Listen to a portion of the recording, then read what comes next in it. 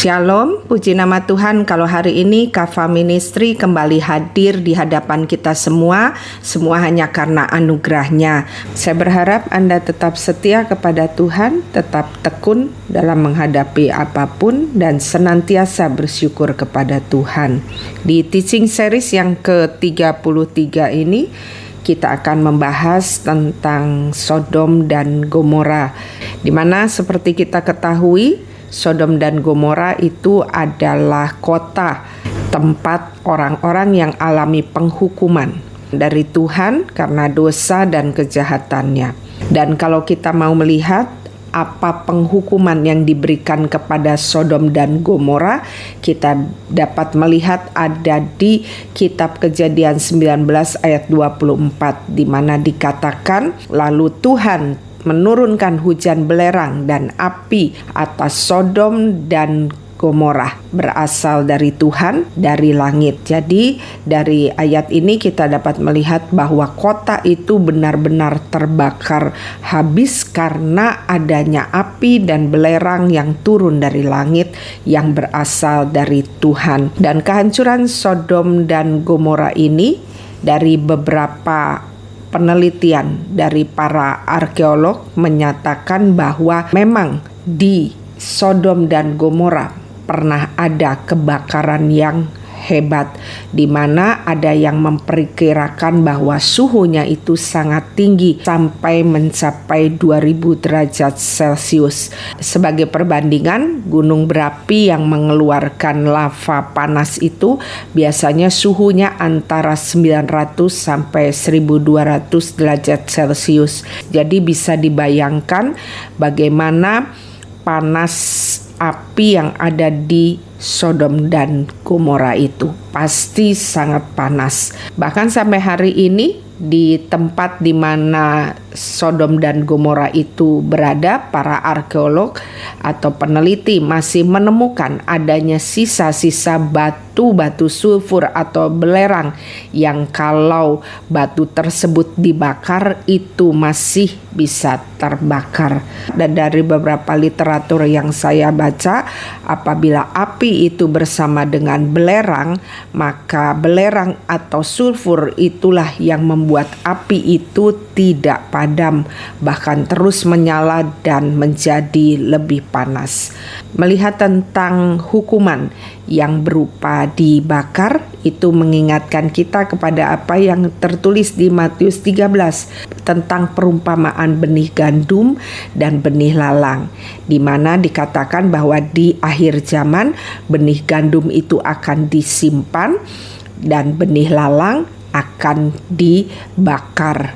Benih lalang ini kita sudah banyak belajar, itu adalah gambaran orang toksik atau orang fasik yang tidak mau bertobat.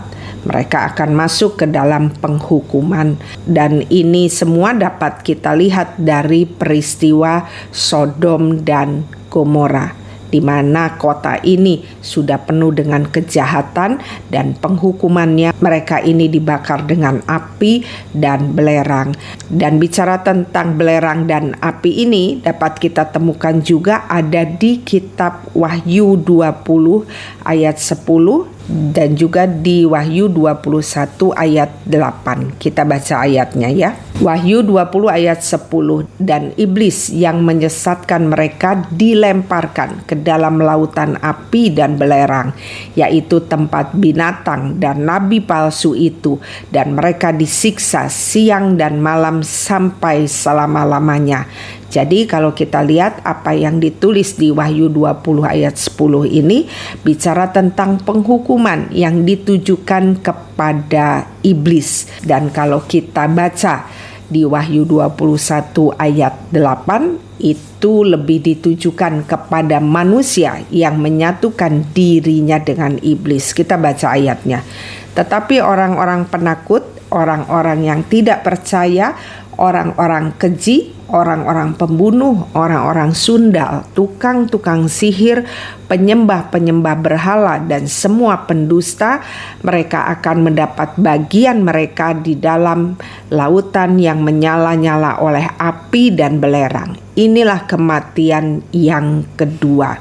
Jadi dari sini kita dapat melihat ya bahwa penghakiman bagi iblis dan para pengikutnya itu juga digambarkan memakai api dan belerang. Oke, sebelum kita memulai teaching series yang ke-33 ini, Kava Ministry sejenak mengajak Anda untuk kembali melihat ke timeline yang ada di kitab Wahyu yang kemarin kita sudah bahas di teaching series 31. Kita bisa lihat di layar. Ini adalah timeline yang berbicara tentang penghukuman yang dijatuhkan kepada ibu perempuan pelacur besar atau yang kita kenal dengan Babel besar, yang merupakan gambaran dari antikris. Dan kalau kita mau lihat di layar yang sebelah kanan, sebelum masa penghukuman itu dijatuhkan, maka kita lihat di situ ada perintah dari surga lewat malaikatnya untuk supaya manusia itu cepat-cepat memisahkan dirinya dari perempuan Babel, supaya manusia tidak alami yang namanya penghukuman. Dan memang sebenarnya Tuhan memberi penghukuman itu bukan untuk ditujukan kepada manusianya, tetapi kepada iblis. Makanya Tuhan mau supaya manusia dapat melepaskan genggamannya atau keterikatannya dengan iblis. Karena apabila mereka tidak melepaskan genggaman atau ikatannya dengan iblis, maka mereka pun akan masuk ke dalam yang namanya penghukuman. Dan kalau kita mau melihat dalam hal yang namanya penghukuman, Tuhan itu tidak seenaknya menjatuhkan hukuman. Dia selalu memberi kesempatan kepada manusia untuk dapat kembali bertobat atau memisahkan diri dari iblis, seperti yang kita bisa lihat di layar. Jadi selalu ada masa belas kasihan atau kasih karunia Tuhan yang besar sebelum penghukuman itu datang. Seperti yang kita bisa lihat di layar, kita lihat Tuhan menyarankan lewat malaikatnya untuk manusia itu segera melepaskan ikatannya dengan ibu dari perempuan pelacur besar atau yang kita kenal dengan Babel besar. Kita baca ayatnya ya, supaya kembali kita mengingat tentang apa yang sudah kita pelajari. Wahyu 18 ayat 4-6. Lalu aku mendengar suara lain dari surga berkata, "Pergilah kamu, hai umatku, pergilah daripadanya, supaya kamu jangan mengambil bagian dalam dosa-dosanya, dan supaya kamu jangan turut ditimpa malapetaka-malapetakanya. Sebab dosa-dosanya telah tertimbun-timbun sampai ke langit, dan Allah telah mengingat segala kejahatannya. Balaskanlah kepadanya sama seperti dia juga membalaskan, dan berikanlah kepadanya 2 kali lipat menurut pekerjaannya. Campurkanlah bagiannya 2 kali lipat di dalam cawan percampurannya." Jadi sekali lagi apa yang dapat kita lihat di sini? Kita dapat melihat bahwa sebelum adanya penghukuman, Tuhan itu selalu memberikan kasih karunia-Nya yang besar bagi manusia. Dan di teaching series yang ke-33 ini, Kava Ministry akan mengajak Anda untuk melihat tentang hal pemisahan ini, di mana di peristiwa ini kita akan melihat bagaimana Tuhan mau supaya Lot itu dapat memisahkan diri dari kota yang namanya Sodom dan Gomora. Karena seperti kita tahu bahwa Sodom dan Gomora itu akan mengalami penghukuman dari Tuhan. Oke, untuk membahas ini kita akan awali dari keluarga Abraham. Seperti kita ketahui bahwa saat Tuhan menyuruh Abraham keluar dari tanah nenek moyangnya, Ur Kasdim, Abraham itu berjalan menuju ke tanah Kanaan. Dan dalam perjalanannya dia membawa satu keponakannya yang bernama Lot. Dan selanjutnya kalau kita baca di Alkitab, setelah mereka sampai di tanah Kanaan, keberadaan Abraham itu menjadi kian kaya. Sehingga Abraham dan Lot itu mempunyai ternak dan pekerja yang banyak.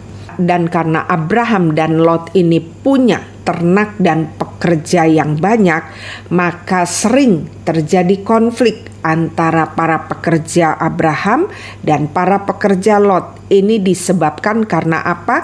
Karena lahan yang ada terasa kurang luas untuk menggembalakan domba-domba mereka yang semakin hari bertambah banyak. Akibatnya Abraham mengambil keputusan yang bijak untuk Lot sebaiknya memisahkan diri dari Abraham. Dan sebagai paman dari Lot, Abraham mempersilahkan Lot keponakannya untuk lebih dahulu memilih tempat yang dia mau. Kita baca ayatnya, ada di Kejadian 13 ayat 9. Bukankah seluruh negeri ini terbuka untuk engkau, baik pisahkan dirimu daripadaku. Jika engkau ke kiri, maka aku ke kanan. Jika engkau ke kanan, maka aku ke kiri. Lalu Lot melayangkan pandangnya dan dilihatnya bahwa seluruh lembah Yordan banyak air seperti taman Tuhan, seperti tanah Mesir sampai ke Soar. Hal itu terjadi sebelum Tuhan memusnahkan Sodom dan Gomora. Jadi kalau kita mau melihat kondisi Sodom dan Gomora itu adalah sangat baik, bahkan digambarkan sebagai taman Tuhan atau gambaran dari Taman Eden. Kita lanjutkan ayatnya. Sebab itu Lot memilih baginya seluruh lembah Yordan itu, lalu ia berangkat ke sebelah timur dan mereka berpisah. Abram menetap di tanah Kanaan, tetapi Lot menetap di kota lembah Yordan dan berkemah di dekat Sodom. Adapun orang Sodom sangat jahat dan berdosa terhadap Tuhan. Dari sini kita dapat melihat ya, kalau kita lihat posisi Lot yang adalah keponakan dari Abram, seharusnya dia itu mendahulukan keberadaan Abram daripada dirinya yang adalah gambaran paman atau bahkan bisa dikatakan seperti gambaran bapaknya sendiri. Dan dari sini kita dapat melihat bagaimana keberadaan karakter dari Lot. Yang kita lihat dia masih mengutamakan egonya.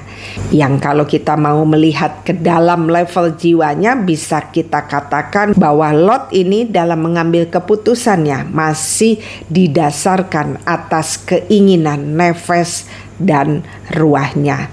Di mana kita dapat melihat dia ini punya keinginan, hasrat juga ego yang masih ingin mendapatkan sesuatu yang jauh lebih nyaman dan lebih menguntungkan bagi dirinya tanpa memikirkan keberadaan dari pamannya.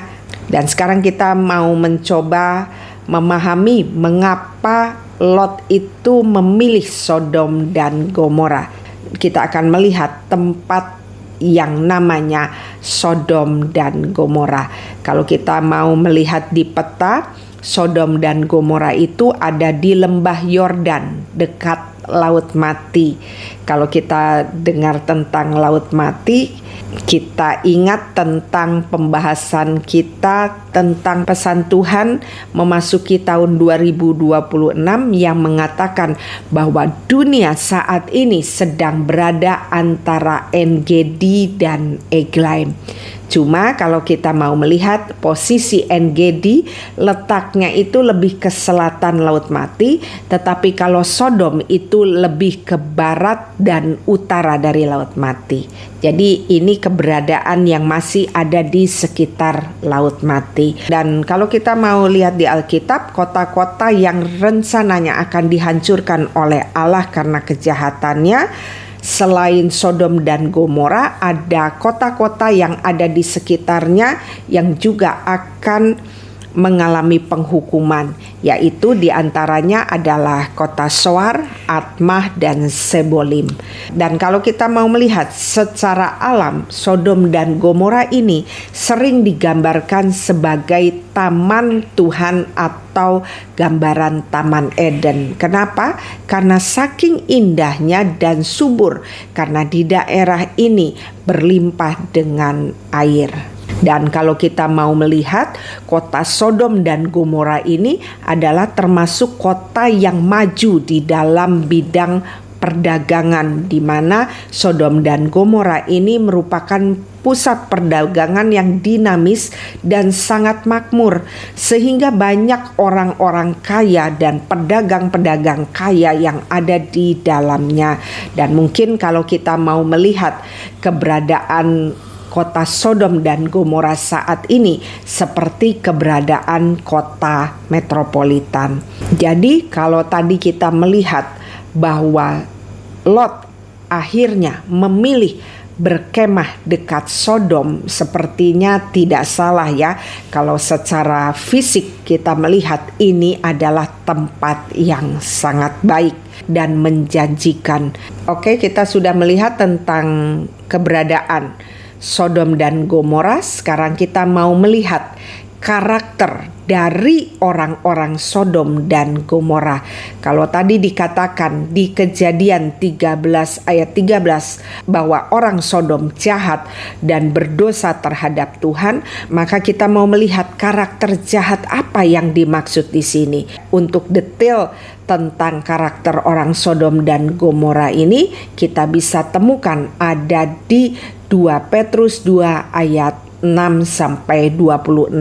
Saya tidak bacakan ayatnya karena waktu, tetapi saya coba menulis ringkasannya di mana kita dapat melihat bagaimana karakter orang Sodom dan Gomora. Saya berharap Anda dapat membacanya secara lengkap di Alkitab ya, supaya dapat memahami tentang gambaran karakter dari orang Sodom. Yang pertama dikatakan bahwa hidup mereka, bicara tentang orang Sodom dan Gomora, itu adalah orang-orang yang hidupnya menuruti hawa nafsu. Bahkan dikatakan keberadaannya itu seperti hewan yang tidak berakal. Jadi kalau dikatakan keberadaan manusia Sodom itu seperti binatang, maka kita yang sudah mempelajari tentang level jiwa yang dipahami oleh orang Ibrani, maka ini adalah gambaran manusia yang tidak punya nesiama yang murni. Seperti kita pernah lihat keberadaan ini pernah terjadi pada siapa? Pada Raja Nebukadnezar, di mana saat Tuhan merobohkan kesombongannya, Tuhan mengambil nesiama daripada Nebukadnezar sehingga menyebabkan Nebukadnezar itu secara fisik dan juga karakter dan pemikiran seperti binatang. Selanjutnya dikatakan orang Sodom dan Gomora itu senang mencemari diri dan biasanya dilakukan sebagai upaya untuk menghina pemerintahan Allah, untuk menghina kedaulatan Allah. Yang dimaksud dengan mencemari diri itu berhubungan khususnya dengan keberadaan tubuh mereka. Seperti misalnya bagaimana mereka merusak tubuh mereka itu dengan seks bebas atau menjual diri, atau juga bisa mabuk, narkoba, atau juga merubah bentuk fisik mereka. Kemudian juga dikatakan karakter mereka itu arogan, angkuh, dan tidak segan menghujat kemuliaan Tuhan. Juga sering mengucapkan kata-kata congkak dan juga hampa.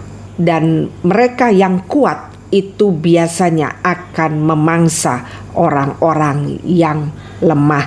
Dan kayaknya kalau kita perhatikan sebenarnya dari apa yang tadi kita bahas tentang karakter orang Sodom dan Gomora ini, sepertinya banyak kemiripan dengan dunia yang sedang kita jalani hari-hari ini ya. Banyak karakter-karakter yang tadi disebutkan itu mudah kita temukan hari-hari ini. Dan kalau kita baca ayat ini secara keseluruhan, kita akan menemukan banyak kata-kata yang tidak baik yang ditujukan kepada orang Sodom. Seperti bagaimana mereka itu dikatakan sama seperti binatang yang hanya untuk ditangkap dan dimusnahkan. Dan dikatakan juga mereka itu akan binasa seperti binatang liar. Dan dikatakan bahwa mereka adalah hamba kebinasaan. Bahkan dituliskan juga di 2 Petrus 2 bahwa orang Sodom dan Gomora ini sebaiknya tidak usah mengenal jalan kebenaran. Kenapa? Karena apabila mereka menerima Tuhan Yesus dan disucikan, maka mereka pasti akan kembali untuk masuk ke dalam kehidupan dosa mereka lagi, bahkan dapat lebih buruk keadaannya. Maka mereka ini dikatakan bahwa mereka atau orang Sodom dan Gomora ini akan seperti anjing yang kembali kepada muntahannya dan babi yang kembali kepada kubangannya. Artinya percuma untuk menunjukkan kepada mereka jalan keselamatan, karena mereka pasti akan balik lagi kepada yang namanya dosa. Oke, kita sudah melihat tentang kota Sodom dan kita juga sudah melihat keberadaan karakter manusianya. Jadi kita sudah punya gambaran ya tentang keberadaan Sodom dan Gomora, dan rasanya tidak sukar untuk kita dapat membayangkannya karena keadaan ini seperti keadaan yang ada di sekitar kita saat-saat ini. Dan bicara tentang penghukuman Tuhan atas Sodom dan Gomora, kemarin saya melihat ada satu tayangan video di YouTube di mana ada satu konten yang dibawakan oleh satu anak muda yang berasal dari luar negeri. Penampilannya itu menampakkan seperti adanya pemberontakan, karena saya melihat di lehernya itu banyak tato yang merupakan gambaran pemberontakan kepada Allah. Dan dia membawakan konten tentang Sodom dan Gomora, tetapi dari cara pandang yang menghujat Allah. Jadi bukan secara Alkitab, tapi dia melihatnya dari sisi pandang kegelapan atau iblis. Dan saya cukup kaget karena saat dia mengenalkan dirinya dengan bangga, dia katakan bahwa saya ini mantan pengikut Kristus. Dan dia membahas tentang Sodom dan Gomora ini dengan memperlihatkan kemarahannya kepada Tuhan. Dia protes kepada Tuhan, kenapa Tuhan itu sangat jahat. Kota yang bagus seperti Sodom dan Gomora itu kenapa dihancurkan? Karena memang kalau kita mau melihat tadi ya, keberadaan Sodom dan Gomora itu sangat makmur, kaya, subur. Dan saya mencoba mendengarkan apa yang membuat dia kecewa dengan Tuhan. Dia katakan bahwa bagaimana Allah itu sangat jahat dengan menurunkan api dan belerang yang sangat panas ke Sodom. Dan dia katakan Allah melakukan ini semua hanya karena sebenarnya Allah iri dengan kesuksesan manusia yang ada di Sodom dan Gomora. Dia menilai bahwa sifat Tuhan itu sebenarnya adalah pemarah, arogan, dan sadis. Dan dia juga katakan bahwa Tuhan itu munafik. Kenapa? Karena menurutnya Tuhan itu selalu memperkenalkan dirinya sebagai Tuhan yang baik, yang penuh kasih, yang mau mengampuni dan mau menyelamatkan manusia. Tetapi kenapa dia bisa menghukum Sodom dan Gomora dengan begitu sadisnya, di mana dia turunkan api dan belerang yang sangat panas sehingga menghanguskan semua orang yang ada di Sodom dan Gomora. Dan mendengar semua itu saya cukup sedih. Kenapa? Karena saya melihat bagaimana dia itu sangat marah kepada Tuhan, yang sebenarnya kalau saya lihat pemberontakannya itu lahir dari kurangnya pengertian atau pengenalan akan Tuhan. Seperti ada tertulis di Hosea 4 ayat 6, dikatakan bahwa umatku binasa karena tidak mengenal Allah, karena engkaulah yang menolak pengenalan itu. Saya melihat bahwa si pembuat konten ini sebenarnya belum mengerti tentang siapa Tuhan sesungguhnya, tetapi dia sudah berasumsi dengan pola pikir yang masih jauh dari yang namanya mengenal akan Tuhan. Dan sangat disayangkan kalau saja dia tahu dia belum sampai ke proses mengenal Tuhan dengan sepenuhnya, dia pasti akan menyesal karena salah paham dengan mengambil keputusan meninggalkan Tuhan Yesus. Dan untuk menjawab apakah Allah itu pemarah, arogan dan sadis, kita mau melihat timeline dari kisah penghukuman Sodom dan Gomora. Kita dapat lihat di layar pelaksanaan penghukuman atas Sodom dan Gomora. Kalau kita melihat yang paling kanan di Kejadian 19 ayat 24 dikatakan Sodom dan Gomora alami penghukuman hujan belerang dan api dari langit atau dari Tuhan. Jadi itu pelaksanaan penghukumannya. Tetapi kita melihat ada hal-hal yang terjadi sebelumnya. Kita mau bahas tentang ini. Dan kita sekarang melihat ke yang sebelah kiri, kita dapat melihat bahwa penghukuman itu selalu dijatuhkan bukan karena Allah itu marah karena dirinya terusik, tetapi selalu berawal dari adanya ratapan atau jeritan dari anak-anaknya. Ingat kemarin di kitab Wahyu, kenapa terjadi penghukuman? Karena adanya doa ratapan dari para rasul, para nabi, martir, orang-orang kudus yang alami penganiayaan. Di kitab Ester juga ada ratapan dari orang-orang Yahudi yang mau dimusnahkan oleh Haman. Dan di peristiwa Sodom dan Gomora ini juga sama, adanya ratapan dari para korban kejahatan orang-orang Sodom dan Gomora. Kita bisa baca ayatnya ada di Kejadian 18 ayat 20 sampai 21. Sesungguhnya banyak keluh kesah orang tentang Sodom dan Gomora, dan sesungguhnya sangat berat dosanya. Baiklah aku turun untuk melihat apakah benar-benar mereka telah berkelakuan seperti keluh kesah orang yang telah sampai kepadaku atau tidak. Aku hendak mengetahuinya.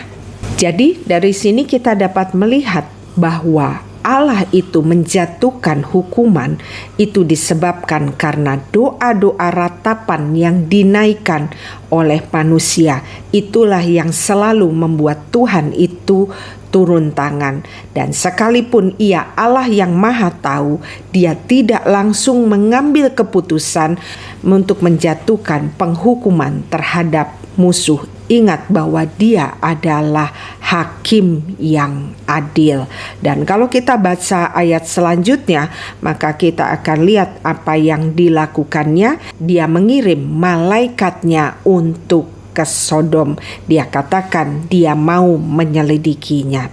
Jadi sekalipun dia sudah dengar adanya korban yang berjatuhan karena kejahatan yang semena-mena yang dilakukan oleh orang Sodom dan Gomora, juga karena ketidakadilan, kekejaman, perbuatan kesesatan yang merajalela, kita dapat melihat Tuhan masih sabar dan menunggu, tidak langsung untuk segera menghukum.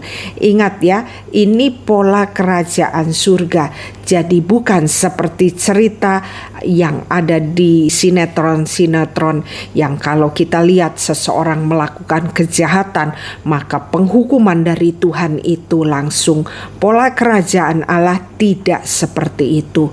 Jadi untuk itu sebaiknya jangan cepat-cepat berasumsi tentang keberadaan Allah yang tadi dikatakan bahwa Allah itu pemarah, Allah itu kejam, dan Allah itu sadis. Sebenarnya kalau kita melihat dari timeline ini tidak ada karakter itu.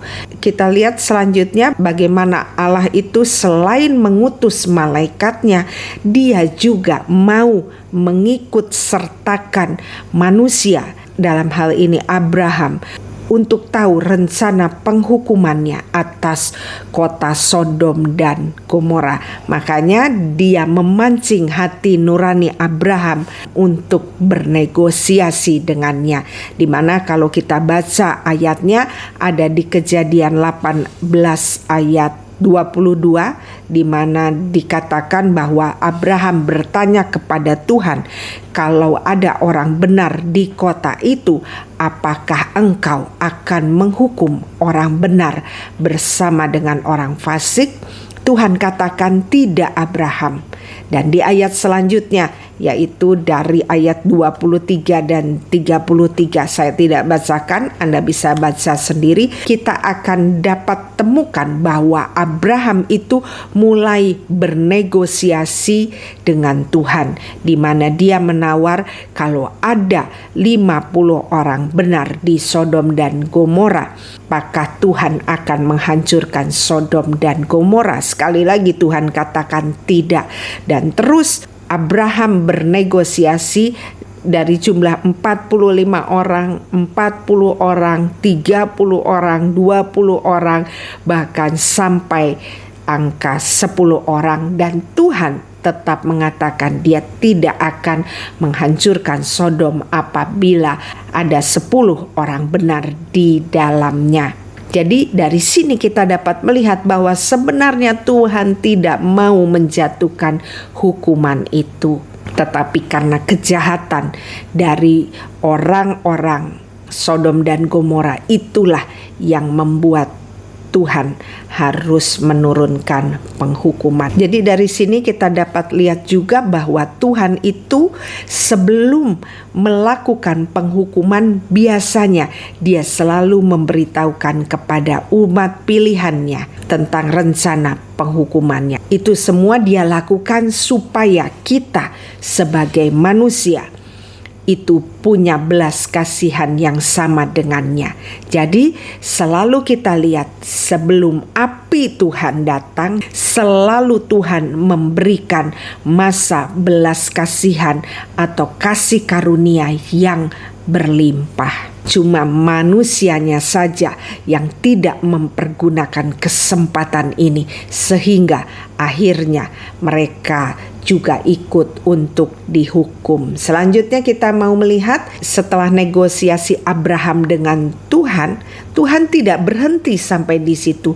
Dia masih berbelas kasihan dengan apa? Mengirimkan malaikat untuk menyelamatkan Sodom dan Gomora dari murka Allah. Tetapi bahkan kita lihat saat dikirim malaikat pun kita lihat keberadaan malaikat itu sudah tidak aman. Waktu mereka datang ke kota Sodom, kalau kita membaca di Alkitab dikatakan bahwa orang-orang Sodom mau berbuat hal yang tidak senonoh kepada para malaikat. Jadi sekali lagi saya mau tekankan di sini bahwa sebenarnya Tuhan itu selalu memberikan belas kasihan kepada umat manusia. Dia selalu mau memberikan kesempatan kepada yang namanya manusia, sekalipun mereka ini jahat. Dan kita tahu bahwa Tuhan kita adalah hakim yang adil. Maka sebagai hakim, dia juga tetap harus menjatuhkan yang namanya penghukuman atas kota Sodom dan Gomora dan sekitarnya. Karena apa?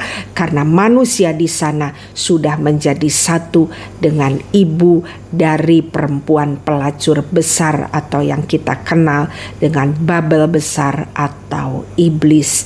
Jadi dari sini kita lihat ya bahwa yang namanya penghakiman atas kejahatan itu, seperti saya katakan di seri-seri sebelumnya, bahwa Tuhan itu selalu terusik bukan karena dirinya, tetapi karena dia mendengar setiap ratapan dari anak-anaknya. Makanya kami Kava Ministry, kalau mau dilihat di playlist itu ada membuat beberapa doa ratapan yang kami ambil dari kitab Mazmur. Kami membuat itu supaya apa? Supaya kita paham tentang yang namanya doa ratapan. Karena Tuhan itu mendengar apa yang menjadi ratapan atau jeritan dari anak-anaknya, khususnya yang mengalami hati yang hancur.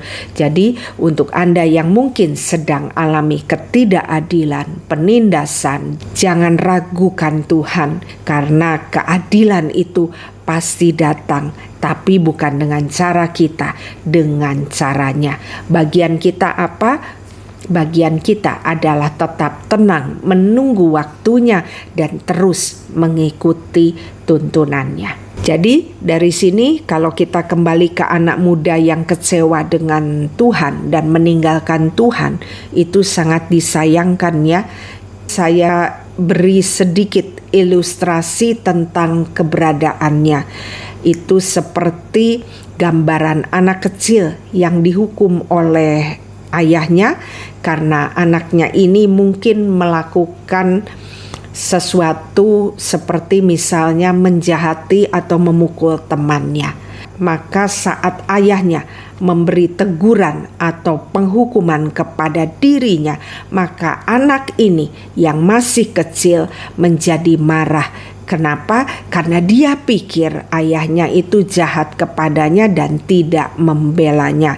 Padahal kalau kita lihat, ayahnya melakukan itu supaya anaknya dapat membuang karakter arogannya dan dapat menjadi anak yang baik. Tetapi karena saat itu anak ini masih kecil, jadi dia belum punya pemahaman atau pola pikir tentang apa yang ayahnya lakukan. Dia pikir ayahnya ini jahat, ayahnya ini adalah orang yang kejam. Tetapi seiring dengan berjalannya waktu anak ini mulai besar dan dia sudah mulai pola pikir yang benar, maka dia dapat melihat dengan jelas bahwa apa yang dilakukan oleh ayahnya itu bukan sesuatu yang jahat, tetapi justru membawa kebaikan bagi dirinya. Demikian juga dengan kita, dengan level jiwa kita yang harus terus bertumbuh, harus terus sampai menjadi kava atau excellent spirit, baru kita dapat memahami Allah dan perbuatannya. Jadi sangat disayangkan keberadaan anak muda tadi yang terlanjur untuk meninggalkan Tuhan karena dia pikir Tuhan itu adalah pribadi yang arogan, pemarah dan sadis. Padahal itu semua karena dia belum sampai ke pola pikir bahwa Allah itu adalah Allah yang penuh dengan kasih karunia yang berlimpah bagi kita manusia. Dan khususnya di masa akhir zaman ini kita dapat melihat di mana tekanan semakin banyak terjadi pada anak-anak Tuhan. Banyak dari anak-anak Tuhan ini yang menyimpulkan atau berasumsi tentang Tuhan itu tidak baik. Ini semua disebabkan karena apa? Karena level jiwa anak-anak Tuhan yang belum bertumbuh. Mereka ini masih ada di dalam jiwa kekanak-kanakan yang penuh dengan ego. Kita manusia ini sering berasumsi dengan Tuhan itu menurut keyakinan atau pola pikir kita, yang sebenarnya tanpa kita sadari keyakinan atau pola pikir kita ini sudah banyak dicemari oleh pengaruh dunia, sehingga kita salah dalam menilai keberadaan Allah yang adalah hakim yang adil.